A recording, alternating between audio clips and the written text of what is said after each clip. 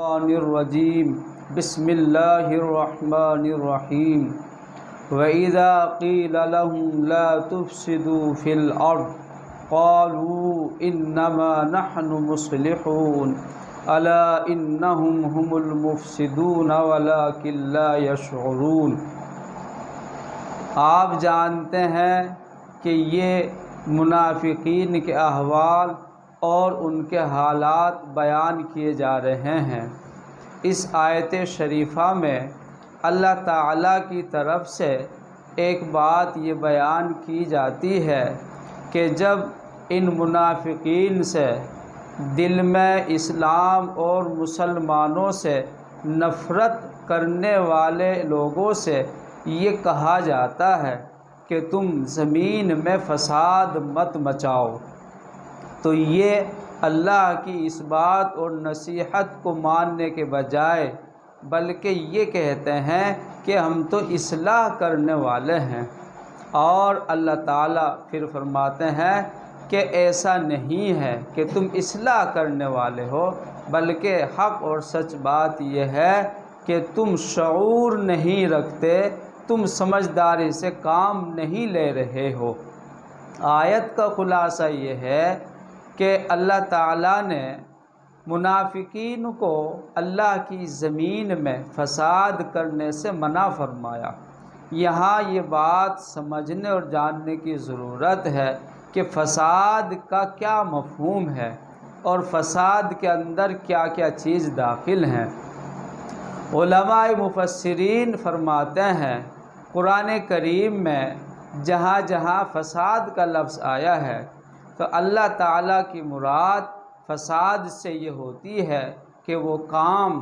وہ باتیں اور وہ چیزیں کہ جن کے کرنے سے اللہ تعالیٰ نے قرآن کریم کے ذریعے منع فرمایا ہے،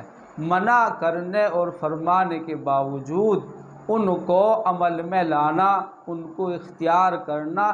یہی زمین میں فساد پھیلانا ہے۔ اور یہ منافقین کی بڑی عادت ہے۔ اور اس سے آگے اللہ تعالیٰ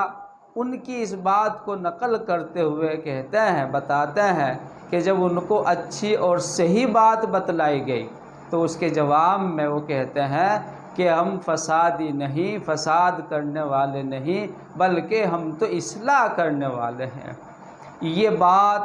اس وقت بھی تھی اور اس وقت سے لے کے آج تک یہ بات چلی آ رہی ہے کہ ہر وہ شخص جو خدا کا نافرمان ہو، اللہ کی کتاب کا منکر ہو یا اللہ کی کتاب سے دور ہو، وہ ہمیشہ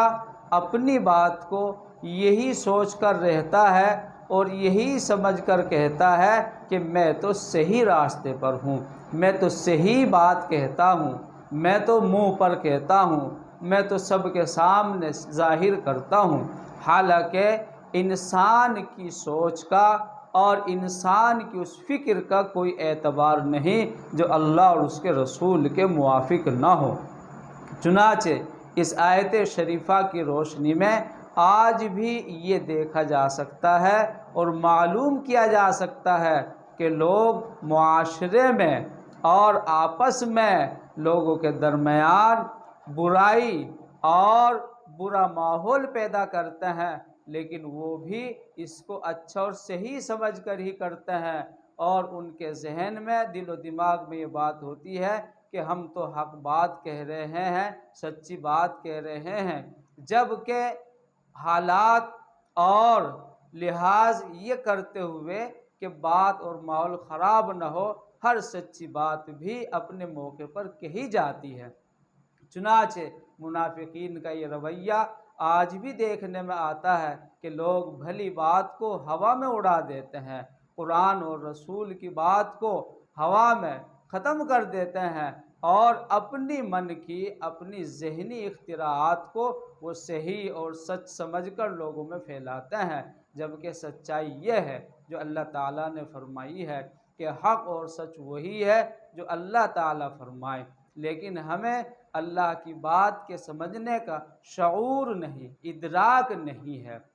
ظاہر سی بات ہے، قرآن کا ادراک، اللہ کی بات کا یقین رسول اللہ صلی اللہ علیہ وسلم کی تعلیمات کا یقین اور اس کا فائدہ اس کو اختیار کرنے، اس پر عمل کرنے، اس کے جاننے والوں کی صحبت حاصل کرنے سے حاصل ہوتا ہے۔ اللہ تعالیٰ ہم سب کو عمل کی توفیق عطا فرمائے۔ وما علینا الا البلاغ المبین۔